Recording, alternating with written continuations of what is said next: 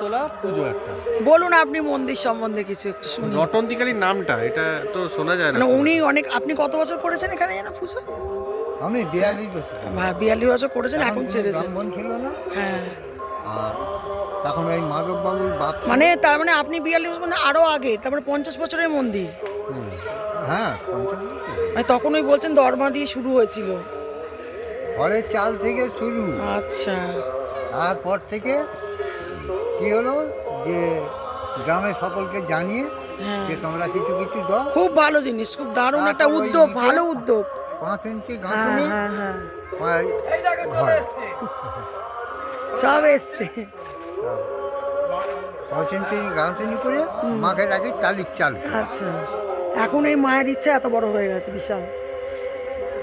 মানে ভেতরে এটা এত হচ্ছে- ভালো মন্দির ভাবা যায় না, বলুন।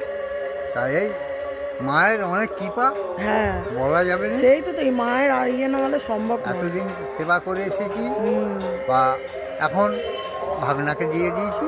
উনি করছেন দেখাশোনা। আর অকেশনে পুজো টুজো হয় আপনাদের এটা? হ্যাঁ, আমি যখন ছিলাম 3 টাইম পুজো, আচ্ছা, সকাল সেতল, দুপুরে পুজো আর রাত্রে ফের সেতল। আর আর মায়ের নাম কি বলেন? রটন্তী কালী। রটন্তী কালী। রটন্তী কালী, আচ্ছা। আর একটু মায়ের মুখটা ভালো করে নিয়ে নিন। খুব জাগ্রত। না নামটা আমার পরে আমার নামটা একদম মানে অন্যরকম, আনকাউন্ট, ভালো লাগছে। ওই শ্মশান কালী ছিল। আচ্ছা, শ্মশান কালী আমাদের থেকেই আসলে এটা।